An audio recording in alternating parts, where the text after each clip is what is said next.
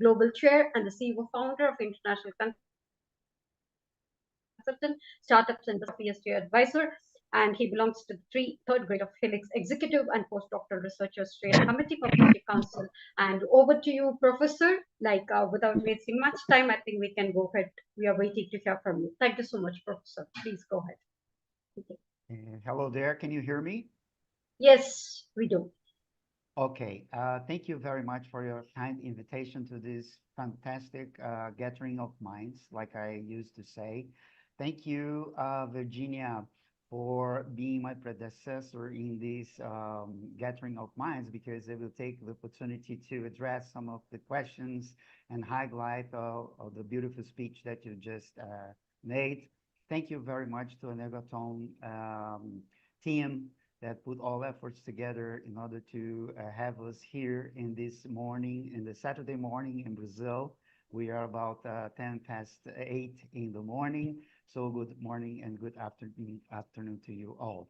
I have tried to be as much brief as possible to discuss this very reliable, important, emerging, and urgent subject that we are all addressing today. And I would like to thank you, Dr. Srividya, and also Virginia, for the opportunity that I have had some few months ago while we have been gathering together in G20 series of events.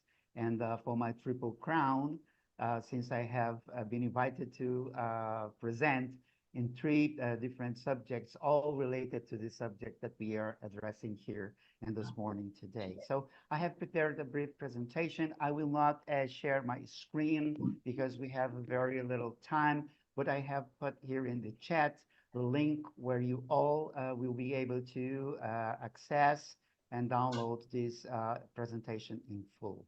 So let's try to address one believe important question that we are addressing today. That is climate finance. I believe someone is with the mic open. Okay, thank you. And that's climate finance to build resilience and tracking the social and economic impacts. So the question is how to connect the dots with this possible Silk Road towards a net zero advantage, as I understood. And I am, Professor Dr. José Luiz Esteves. You can go by José Esteves. I'm from Brazil.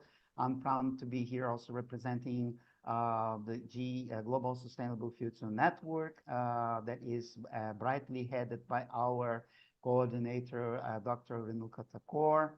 And of course, I am part of this global effort in order to mitigate probably impacts of what's going on in our Mother Earth today and the possible solutions that we will be able to address to achieve more sustainable futures.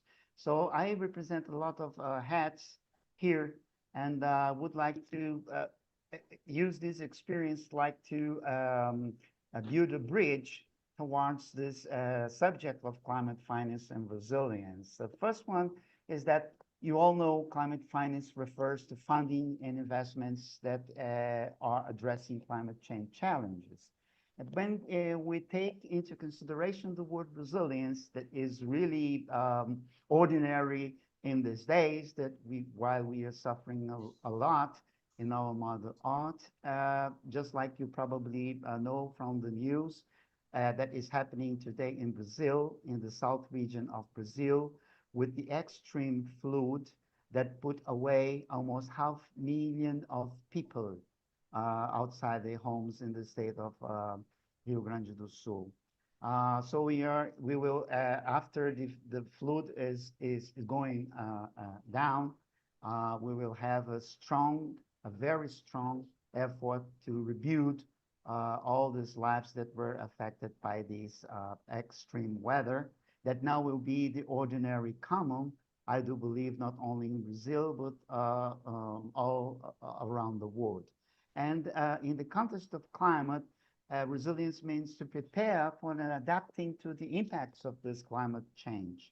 And while we address the theme of the tracking social and economic impacts, we are discussing how to monitor climate investments and how they will affect communities, economies, ecosystems, and so forth. So if you all agree with me, there is something that we have to bring up to this discussion table. That is the Silk Road. And the Silk Road was an assigned trade route that was connecting Asia, Europe, and Africa. And now China's Belt and Road Initiative aims to revive this connectivity. So we will address a little bit here in this very fast speech. I'll try to connect in the dots with a broad, a wide range, a myriad of possibilities that we will have. Because today, China BRI, Belt and Road Initiative, aims to revive this connectivity. And by aligning these BRI projects with net zero emissions goals, we, of course, can create sustainable infrastructure, reduce carbon footprints, and enhance resilience at all. And of course, if we connect with the Silk Route and lead to a net zero advantage for all people that are involved and all projects that are involved. But what is going on is that the China's Belt and Road Initiative has significant implications, let's put this, for the climate resilience. One of them, of course, and I will bring, two from the Dr. Virginia speech, that is fossil fuel investments. Since BRI's inception, China has invested billions of dollars in fossil fuel projects worldwide. And so these investments primarily focus on energy and transportation sector, but fossil fuel account for almost half part of this spending. We are talking about 44%. And such investments can hinder global efforts to combat climate change because they certainly will increase greenhouse gas emissions. So there is a lot of climate consequences, including coal-fired power plants, pipelines, highways, that this all can exacerbate, to put a word, the climate impacts. These infrastructure developments may perhaps contribute to our pollution, deforestation, habitat destruction, and all this together in the same basket will affect our resilience. So we have to bring in the discussions like this green alternatives, and the BRI's impact on climate resilience depends on how it will balance economic development with environmental sustainability. To address this, we all other countries should encourage China to green the BRI. Uh, how? Offering developing nations cleaner energy alternatives that can, of course, reduce reliance on fossil fuels and at the same time enhance climate resilience.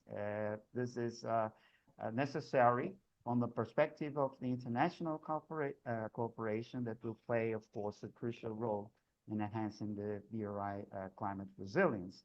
There are some knowledge sharing.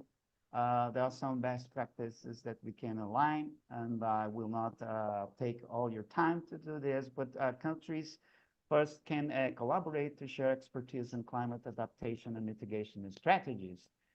We talk about green financing and standards, and multilateral development banks and international organizations can promote green financing.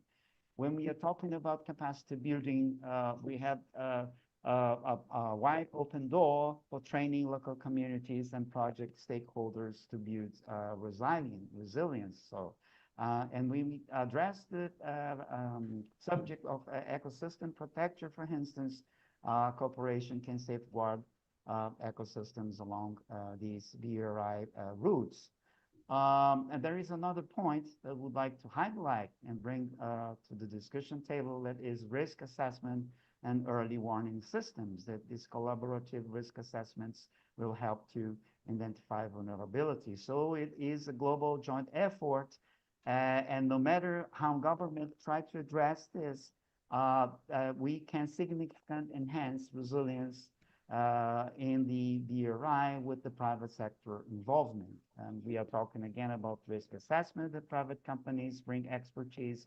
We are talking about innovative solutions that private firms usually innovate in technology, infrastructure, and financing. We are talking about green investments in order to, let's say, encourage private investments in clean energy and sustainable infrastructure aligning with resilience goals, our goals, sustainable development goals, of course. And when we talk about capacity building, for example, private sector training programs may enhance some local and regional skills.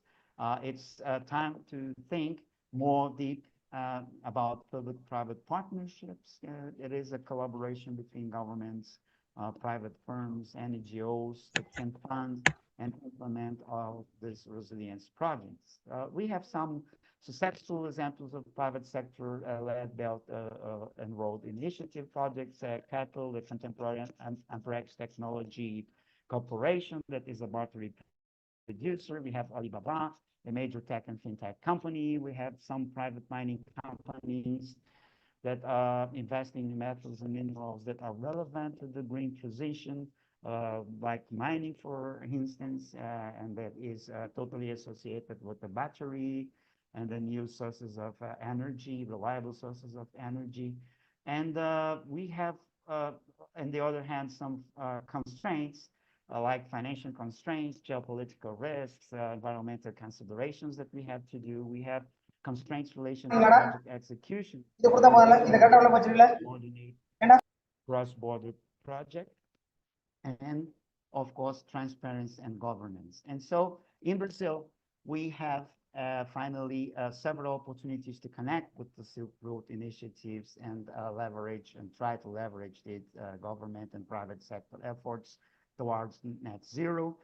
We are talking about clean energy export, agriculture and reforestation. We are talking about this brand new north-south railroad that we have here, and efficient transportation, reduce, of course, emissions from freight trucks and so far.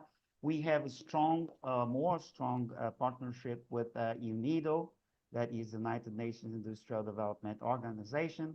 And we are talking about all this emerging sustainability powerhouse that will bring Brazil commitment to a sustainable position in a global, let's say, I used to say, I like to say, possible global benchmark for net zero efforts. So Brazil can align its Silk Road connections with net zero help to addressing and help to benefit both economy and environment. So thank you very much for your attention. I hope I had been fast enough in order to interrupt the other speeches that I'm really wanting to see. Thank you very much, and a real warm greeting from Brazil. Let's go, ENERGATHON. Thank you so much, Professor. That was quite insightful, where you broadly referred to any form of financing that combats the climatic change and citing about the negative effects. And also about talking very clearly, specifically about the adaptation, the mitigation point of it, and the sources of climatic finance, where it stems from, basically like with the IRA, giving good examples from IRA, that is Inflation Reduction Act, and how climatic change affect businesses, like in sectors of global economy, with citing about the negative effects, which has about 70% of the global economic sectors. And as you rightly mentioned, we do have taken note of the rising sea levels, supply chain disruptions, rising cost of the agricultural goods, and rising insurance costs and labor shortages as the main takeaways from your briefing. Thank you so much, Professor. And on that note, I'm joined with another two coordinators from IGEN, Madam Dr. Tanuja, and also over here. 103 million youth worldwide lack basic literacy skills. More than 60% are women only. So this is the awareness we have to bring in the system.